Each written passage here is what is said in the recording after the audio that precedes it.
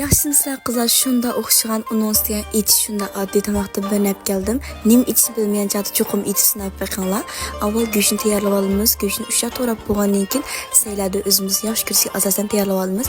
Buning asosida salgan do'jo, sayinchi qirasa olamiz. Endi pomidor ushaq to'rab buni tayyor qilsak bo'ldi. Qozonga moy qo'yib, moy qizgandagi go'shtni o'xshashlar tuz bilan chin qilib qo'rib olamiz.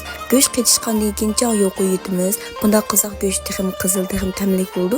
Endi do'joni savalmiz. Do'joni bir 3-4 minut atrofda qo'rib olamiz. Qo'rgandan keyin do'joni sal yumshagandan keyin endi qizartish uchun pomidorni ozroq sevitimiz. Endi cho'ng ustamning shu lazat etib qo'ysin bir savazaq bo'ldi. Cho'ng ustamning cho'ngligi va deb cho'ng ustamning tezqi bo'lsa har qana tabaqni qo'rqmay turib etib chiqara olasizlar. Bundan bir qo'yiq savatganligi shunda bir nezlik biroq chiqdi. Endi suv qo'yamiz.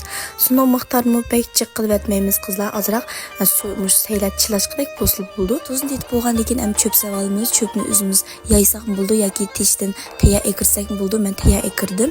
Endi to'piga bo'lgandan keyin ozroq ko'ksayin to'piga silib 15 minut atrofda cho'ng o't bilan dumlab olamiz. Endi aralashtirib iste'mol qilsak bo'ldi qizlar. Shunda o'xshaydi cho'qim bir qatim balaringlar etib baqinglar. Denzamgan jo'q qo'yinglar qizlar. O'tishmandan bo'lsin, qo'lasildan bo'lsin.